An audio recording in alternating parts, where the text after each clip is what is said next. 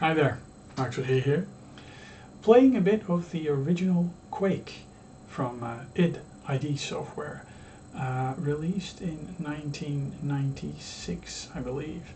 The version on CD-ROM is actually the one to play because it actually features quite a fantastic extra soundtrack. Of course, most of us played the floppy disk version that we had to install off. I'm not sure anymore, but maybe even up more than 4 floppies or 8 floppies or something like that. It was just insane.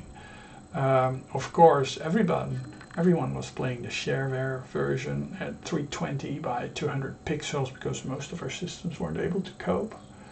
But if you had a very fast system like a Pentium system, you would be and a nice Visa graphics card, then you would be able to play it at 1024 by 768, which actually I'm now doing today, courtesy of finally having access to proper computing power, whereas back in the day my system was actually quite too anemic to actually play it, and I always was playing it with the standard controls, like the Doom controls, you know, like the keyboard, the cursor keys and the control for firing and stuff. And it really dawned on me that if you you can actually set it up like a modern day first-person shooter with mouse look and WSAD for the movement, you know, with the strafing and stuff, and that really makes it feel quite modern. If you set the resolution quite high and you do a modern control scheme, even with the crosshairs on screen, it really looks like quite a modern game, and it actually plays very well. The thing is, back in the day, the control scheme and my computer being quite anemic often made for such low frame rates that I really actually didn't get that far in the game, to be honest. So yeah, today I'm trying to get a bit further in the game. I'll take you along, you know, just playing and waffling, and hopefully my capture situation will be able to capture it, and hopefully my editing software won't make a pixelated mess out of this, because, well, there's a lot of pixels on the screen, a lot of bitmaps that are just, you know, moving around, and these modern video editing suites, they just don't take to that kind of pixelated graphics that well. They tend to introduce a lot of extra artifacts, but just because, you know, they can't make sense of all these pixels moving around.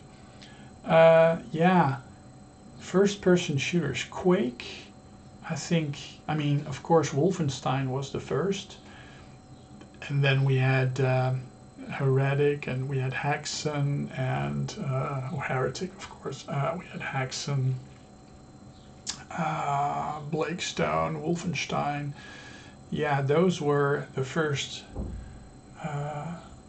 shoot 'em ups. But then Quake, when Quake arrived, that really caused even more of a revolution than Doom did. I mean, Doom, we actually rigged up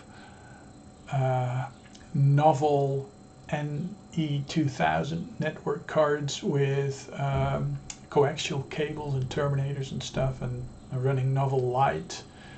We basically, I mean, our dorm, our housing, when we were in college, they didn't have internet. Some did, but we lived too far away off campus that cheap housing, but no network situation and stuff. So we built our own.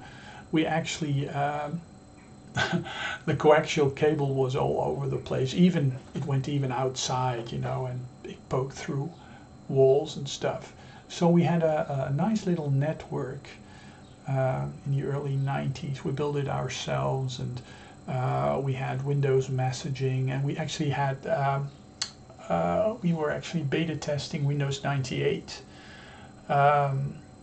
So we were running that way before others were actually using it.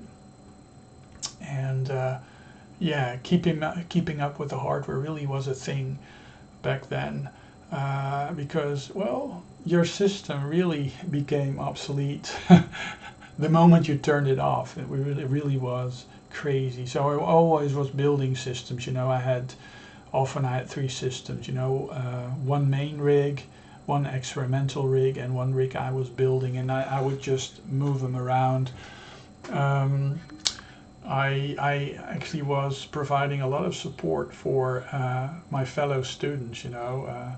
I mean, I remember a very distraught fellow who lived 2 doors up mine came in the middle of the night. He came running to my room, and he said, well, he deleted a big file on his drive because, well, he was running out of space and he was writing on his thesis, and it turned out that his drive was staggered. A lot of people actually used software to dynamically compress their hard drives, and it allowed for our small anemic hard drives to actually have more information, especially if you were using a word processor like WordPerfect, for example. You could actually store a lot more information on it, and it would work seamlessly. You know, it would just be a driver.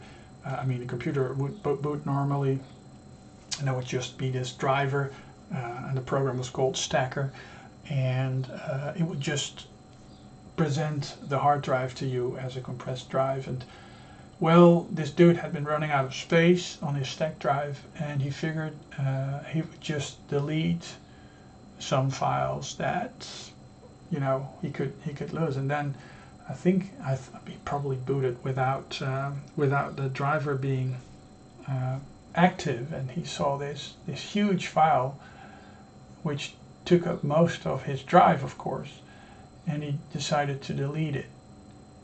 And then he rebooted his system, and of course he lost everything. And he came to me and he said, well, you know, my thesis was on it, and it was his it wasn't even his doctorate. He was doing a PhD, so it's not good. It wasn't good at all. So with a lot of time and cracked recovery software, I managed to actually rescue the stacker drive. Thank God his system for some reason didn't write to the disk and got some sectors overwritten. So yeah, I managed to recover, and that actually gave me quite a name in the dorm. If you have computer problems, come to Mark. So that actually was one of the sidelines I used for getting myself through college. You know, like building computers, helping people out. Often I would do that for free, especially when they were friends of mine. But yeah, I'd build systems and I'd sell them, and I would be cheaper than the big beige box shovelers that were quite prominent. In the Netherlands we had Vobis, which also was very famous in Germany. We had Escom, we had Paradigit, might still be around. They offered OEMs. They built their own systems, they had branded their own systems, and of course you had the main warehouses like V&D and others that would offer branded systems, you know, and they were much more expensive. You know, they would carry IBM or HP or, you know, those early systems back then. And going to one of these Escom, Vobis, or, you know, these OEM computer stores really was very cost effective. But what was even more cost effective was getting a system from me, because I would be able to undercut the Escoms and the Vobises and stuff, and it allowed me to actually become very familiar with the hardware. And I used to do that way up till Pentium 3, AMD K62, K3, so right around that area. And then I was doing a PhD project myself, and then I moved in with Elise, and that was around the Pentium MMX 2002, 2001, and basically I stopped building computers for others for the most part. I was using a Pentium 4 at around that era, and and then my first computer afterwards was a Core 2 Duo, an Acer Core 2 Duo pre-built, and that lasted only 8 months or 6 months, just right before the warranty went out. And I haven't been building that much computers for sale. eBay and that kind of stuff is just horrible. And of course now with the graphic situation, every once in a while, sometimes I'll build a computer. It's not that much different actually from 20, 30 years ago. Anyways, some time for some Quake gameplay. Okay, so we have Quake, this time the CD-ROM version, and playing it at a whopping 1024 by 768, all courtesy of a proper Visa card. So, single player, new game. Oh, that's not good. Let me see. Options, console.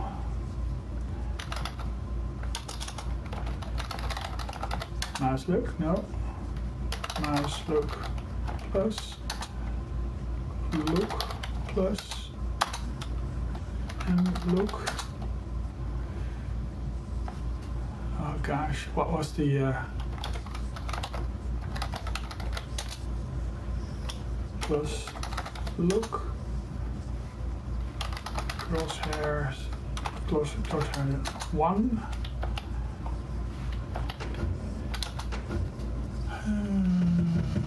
Always run, invert mouse, customize controls, walk forward, WHDS, but why isn't mouse look on? Customize controls, it used to be look. Go to console. Look. That's it, I guess. Really? Yeah. So, let's run forward. I remember the first time becoming really dizzy. So this is the first episode. Now this, I mean, coming from Doom, you know, this really was quite amazing, but you really needed a fast, ultra fast system to be able to pull this off. Most people were actually playing this at 300 by 200.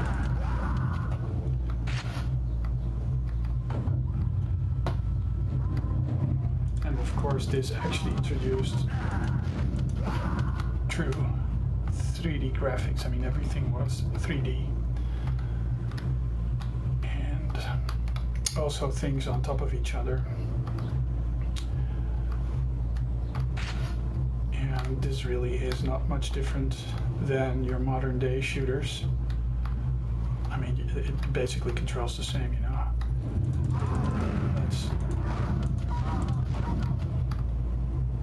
And I remember being blown away by the lighting effects that were programmed in. And playing this from CD with the environmental additions really brings something extra. And of of course setting the crosshairs as well, because you know, I remember people being actually quite averse to the crosshair, that really gives you some accuracy there. And playing it at a high resolution like this really adds to it. It really makes it into quite a modern game actually. So Wolfenstein, Doom, and then Quake, Blakestone. Yeah. So this really runs well. You really need a Pentium 3 for this. A real Pentium 3.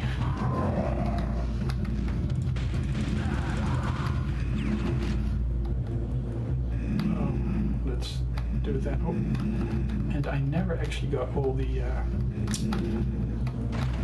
secrets. Oh. The thing is, you can bursts of fire.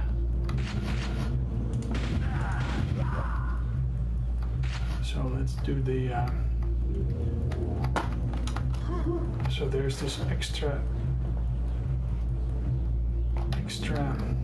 area where you can actually pick up some soot. And I think, oh yeah, it's over there. And then you go up. Whoops. There. And then you have this extra life in this suit. And then you go through the portal, and then you end up at the beginning.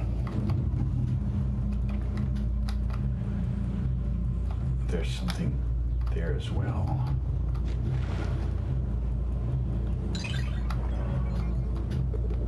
Door opens elsewhere.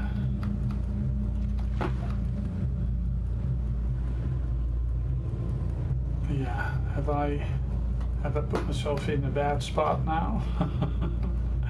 I think I may have. Yeah. Oh, perhaps I can go there. Ah, there it is, an elevator. So yeah, this is where I ended up. You can actually go there as well. So yeah. With Quake, I think it helps to set the game to always run. What I don't like about the this resolution is that the stats are a bit small. I mean. Let's see if I can change that. Screen size, video options. Nah.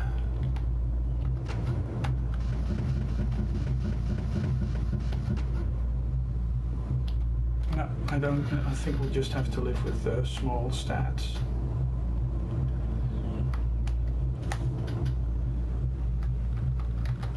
Now, playing this on a CRT actually adds to the atmosphere because it's much more organic. You don't see the pixels as sharp.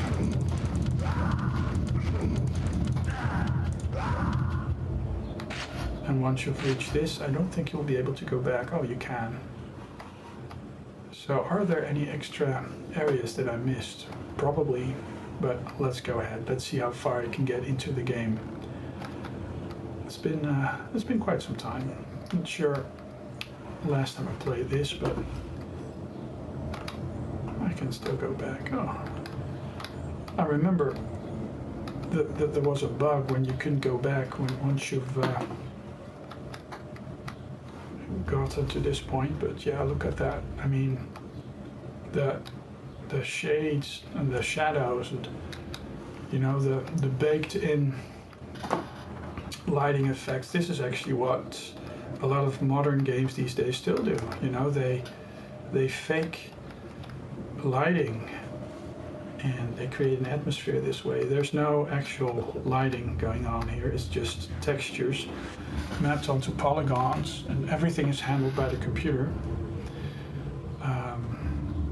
Visa was the way to go in MS-DOS times. So completed. So 2 out of 6 secrets. Well, there's not going to be too much spoilers for you guys. Okay, that dude is really nasty. He's throwing explosives towards you, and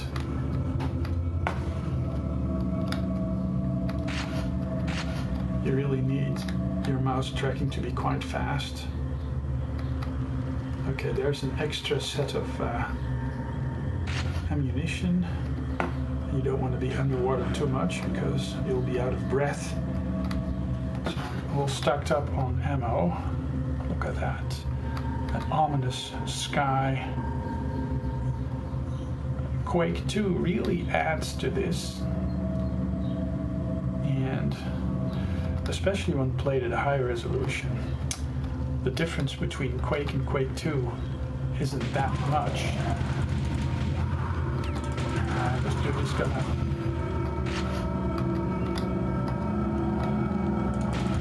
this is the crap toy person that... Oops!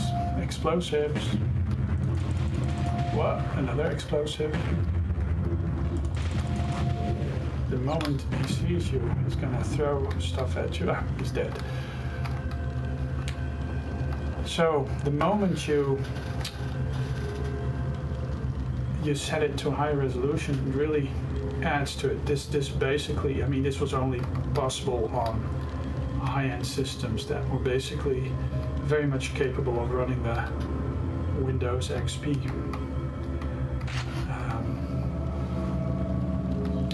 Not going to go there for a bit. Still want to go here. Get the extra shot gun, and then oh, there's this nasty explosive thing. Dude. And there he is. Now I can't ever seem to run 1, 2, 3, 4, 5. Ah! 1, 2, 3, 4, 5. Whoops. Okay, I got through that pretty nice. So this ominous sky with the clouds going above. Now this is a different league, a completely different league than Doom, of course, but this is just highly advanced. And there's this. To jump.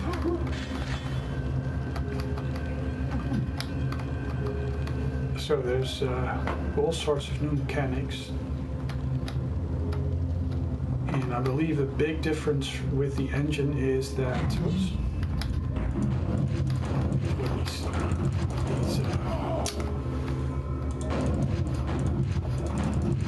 these knights.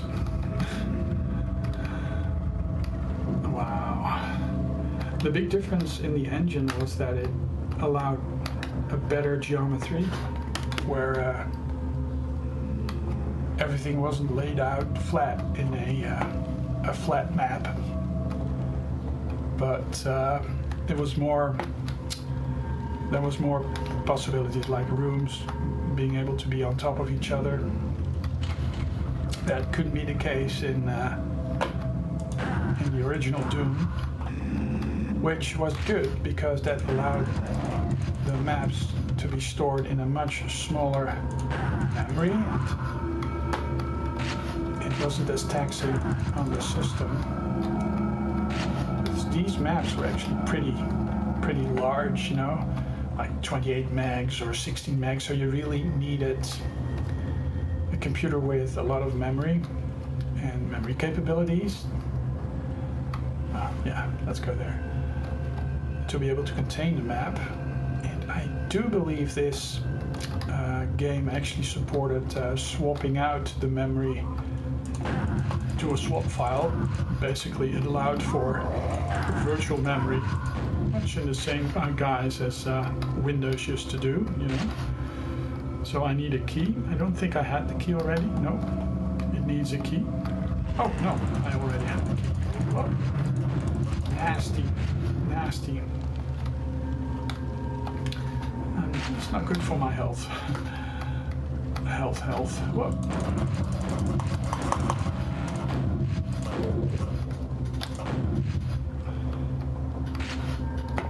Now I really like shooters like this. You know, they are quite simple. Like they don't have any difficult controls. You know, WH. You really have to you have to make them your own, the controls. WSAD with A and D for strafing and W for moving forward, S for moving back, the number keys for the weapons, and space for jumping, a crosshair, and for me, moving the mouse forward away from you moves up. You know, it's like not the non-inverted mouse look. Some people like the flight yoke thing. I really don't actually. Same goes for me with game pads. It seems that, I don't know, it was really funny for a while when I first was getting used to these 1, 2, 3, 4, 1, 2, 3, 4, just right after it shoots, you go through it. Yeah, I had been playing a lot of flying games, and then you get used to the flight stick controls, but they work with flying games, but they don't work with first-person shooters. You really need, you know, a direct control. And if you are used to the crosshair, and you see the crosshair moving up and down, it sort of works better for me if it's just moving like a mouse cursor as well. I've had that. So now we have to go this way and open that door. Now there's this huge purple monster jumping my way, I think. Yeah, then that will open, so...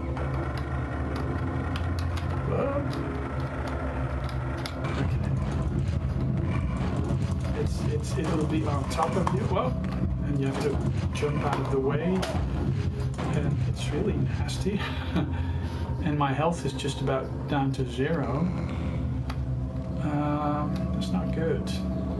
Let's see if I can scrape up some health, because I'm not gonna be able to get much further.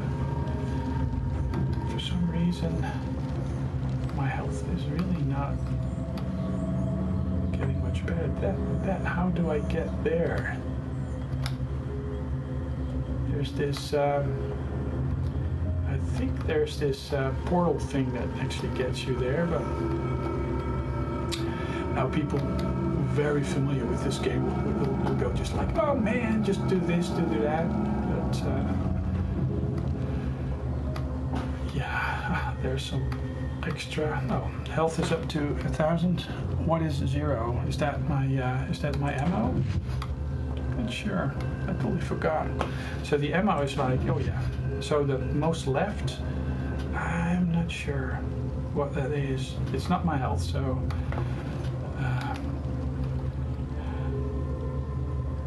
Oh, there's a portal thing. Oh, ammo.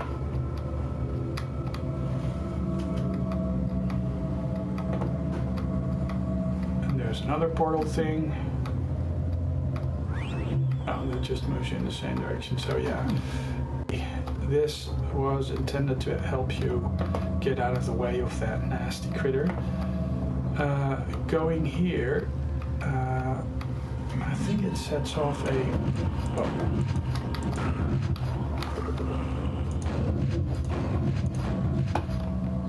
Okay, so get some extra ammo.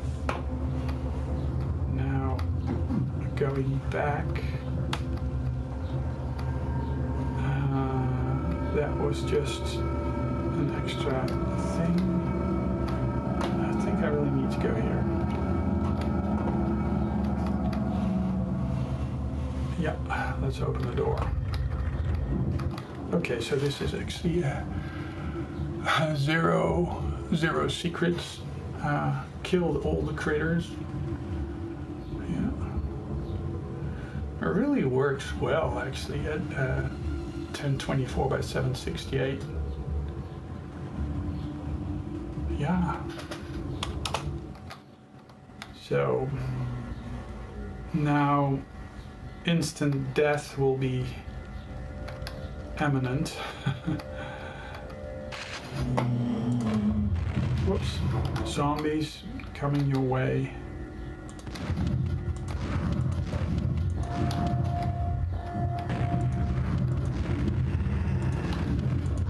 Bloody hell.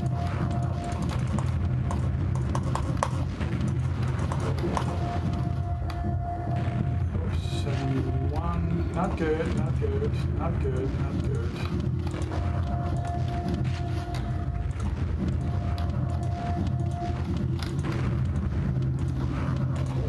Ah, 39. Very much not good. So I guess not too much spoilers for you. Yes.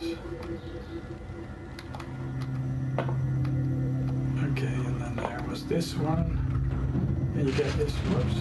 Oh yeah, and then you have to move down because the ceiling was coming down, but I sort of lucked out of that one. I had myself crushed many a time back in the day. Oh, now these flying ghosts, like ghost critters. And before I was used to WHDS,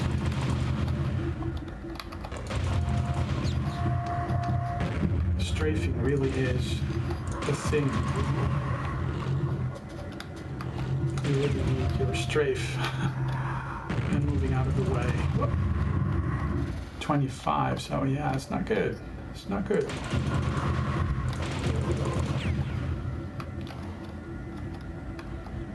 Okay, let's hope I'm not attacked by any other. Whoa, almost dropped there. So let's go for the health. Health, ammo.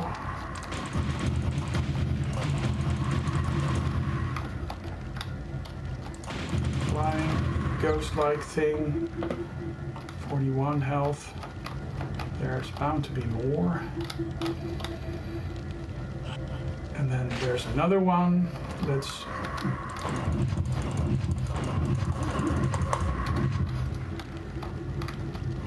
And now I need a key, and the key's downstairs somewhere.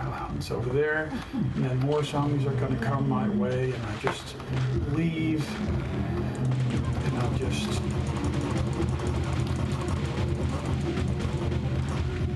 You know, sometimes it's just a matter of not always wanting or needing to kill everything in sight. Just let them be. And just move ahead in the game a bit. Whoop. Oh, bloody hell. Whoops. Oh, extra. More zombies.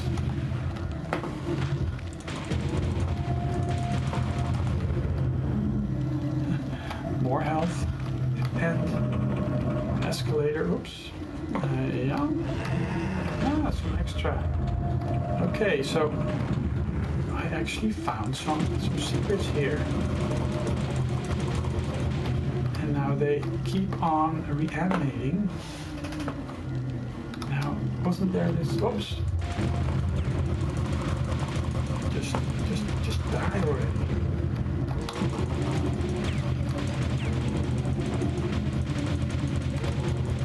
Of course, they keep reanimating. Oh, there it is. The thing that moves open. So another bit of extra. And of course, these just keep reanimating. So move on in the world. Ah, now there's this thing is open.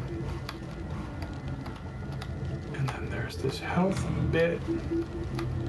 Or the extra health bits. I really am in need of health. Ammo is always good, but yeah, no. This may actually be unwatchable. And I'm very curious if the capture card is actually not making a horrible mess out of this. it's rather pixelated, so yeah, often you get added pixels. Oh. Now over here there was this thing that crushes you to death. That comes out of the... Oh, that's that one. So you really need to move quickly. Oh, that's the one. So it cost me, but not too much. Just jump down. Oh, some more zombies.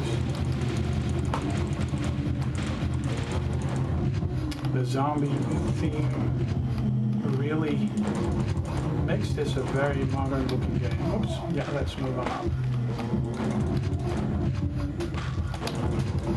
I really need some health here.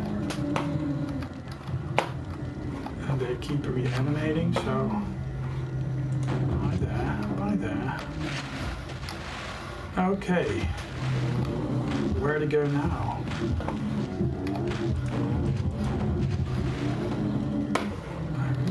Sure. I don't believe I ever got this far. Let me see.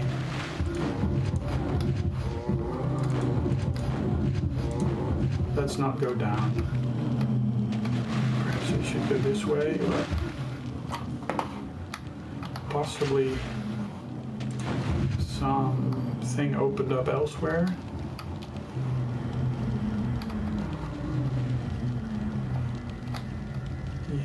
So perhaps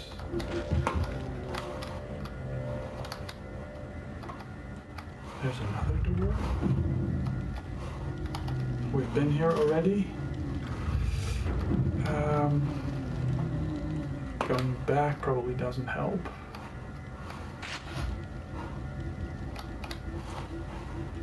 Let me see. My mouse is all over the place. That one opens up over there. Let's go down here. Ah, there's a shotgun.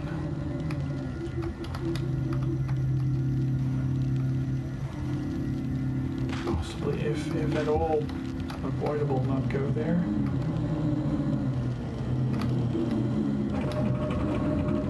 Yeah, you really don't want to go there. Wasn't there this map thing? Right. Yeah.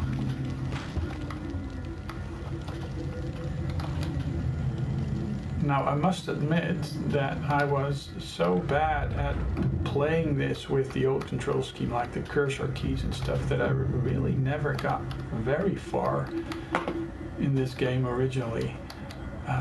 But of course, after having since evolved, whoops, possibly there's another area where we can go.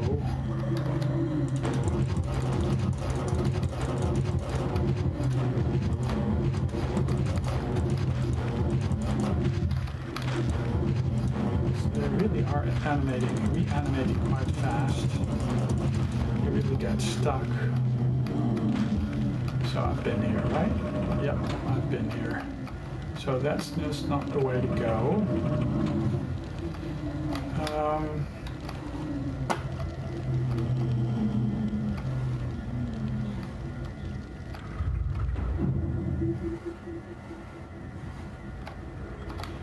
Okay, so going this way then. No,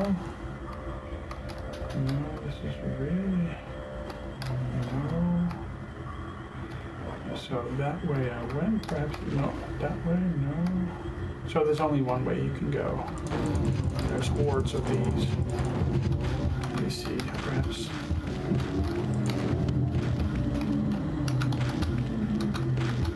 Oh, that helps.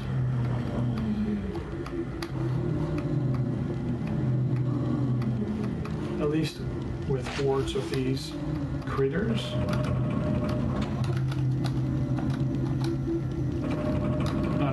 Okay, so I'm really going through my ammo rather fast. Oh, too fast here. Okay, So, where to go now? There's some obvious thing I'm absolutely missing or forgot. Over here,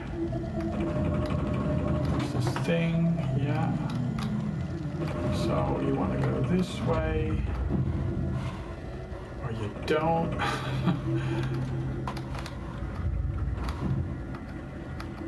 Okay, so that just doesn't go anyplace nice.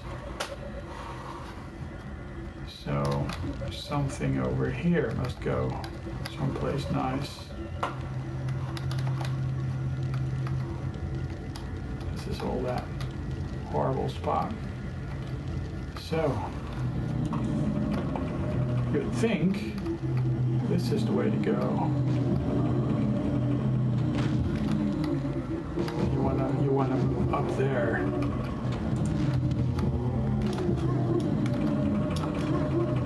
I'm really not sure how to trigger that.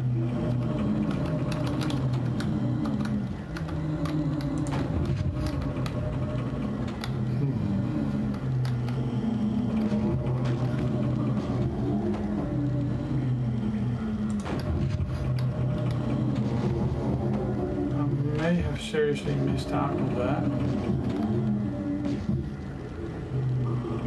Oh well, let's enter this area, which really will have me killed. Yeah, will have me killed. So yeah, Quake, the necropolis. Yeah. So yeah, this was me trying out Quake. Didn't really succeed in getting any. Not really that far, but yeah, better than nothing, right?